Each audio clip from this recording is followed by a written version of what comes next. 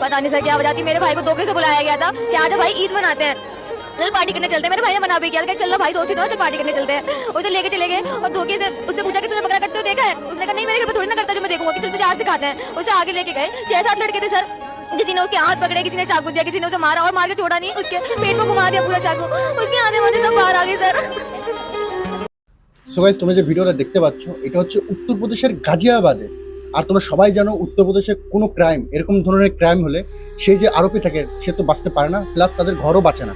তো এইসব জানা সত্ত্বেও যদি এরকমভাবে দিনে দুপুরে এরকমভাবে মেরে ফেলে, মানে ভাইচারা বলে, যেখানে মুসলিমদের রাজত্ব থাকে, সেখানে তাহলে কি হয়? শুধু কি হিন্দুরা কি মানে ভাইচারা বলে, নাকি শুধু হিন্দুদের চারা হিসেবে ব্যবহার করে মুসলমানরা? আমাদের যে হিন্দুরা আছে সেগুলার সত্যি দেখো, একটু ভাবো, দুদিনের মধ্যেই যে আরোপি 4 জনকে মানে 3 জনকে গ্রেপ্তার করেছে, আর যে একজন মেন একুশ ছিল তাকে আজকে সকালে তাকে শুট করে মারা হয়ে গেছে।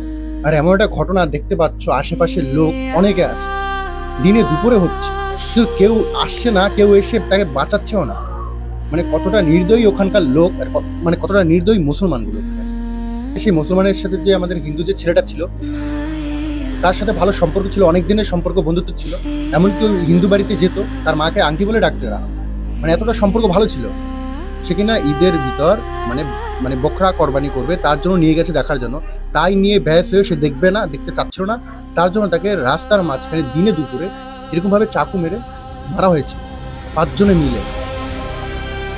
তা ভাবো কোথায় সেই ভাইচারা? এখানে কোনো ভাইচারা আছে? ভাইচারা না, এখানে শুধু চারা বানায়, হিন্দুদের চারা বানিয়ে শেষ করে এরা, এছাড়া আর কিছু না। মানে মুসলিমদের ভিতর ভালো ভালো খুঁজে পাওয়া কষ্ট, ভালো রূপেই এরকমভাবে মেরে ফেলছে, ভাবতো আফসোস লাগছে আর কি।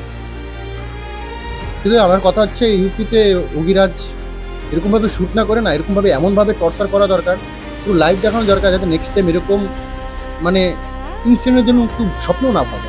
তাদের ধর্মীয় অনুষ্ঠান যেটা বলে ঈদের দিন তারা এরকম করতে পারে, তাহলে তোরা ভাবো তাদের মানসিকতা কী ধরনের হতে পারে।